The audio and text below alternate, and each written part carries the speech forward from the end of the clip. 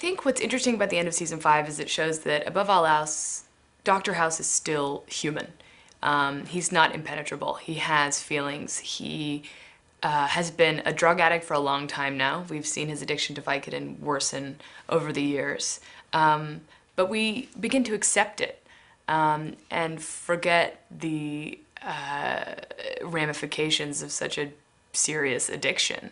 And when someone who is that unstable is faced with a tragedy of such proportions in their inner circle and is faced with their own loss of control, I think you can expect a certain untangling, a certain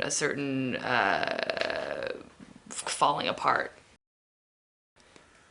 13 does not deal with the death of Kuttner very well.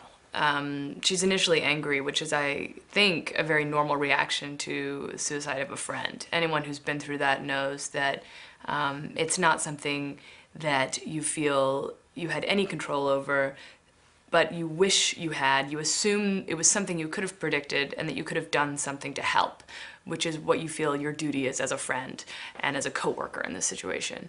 And I think that each member of the team, and House, and Cuddy, and Dr. Wilson, all feel that there was something they maybe could have done, should have done. Yeah, the script in which Kuttner dies was really difficult for all of us to read.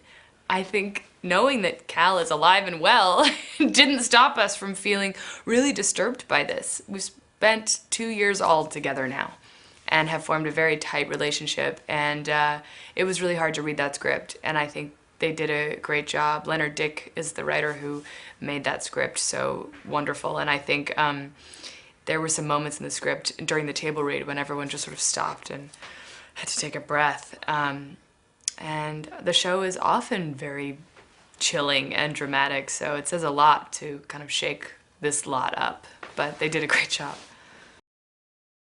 I really appreciate that the writers of House, when they create a character who isn't afraid to say she's bisexual, then they actually make her bisexual. I think a lot of times people think of a bisexual character as being gay, and we just see them only with people of the same sex. And I thought it was really cool that they're representing a certain lifestyle honestly, that 13 has had experiences with women on the show. We've seen her relationships or attempts at relationships with women, and we see her fall in love with a man. And I just personally think it's really great that the writers are very mature in their dealing of this lifestyle and their portrayal of it. And I think it's really cool. I think it really shows an openness and a realism.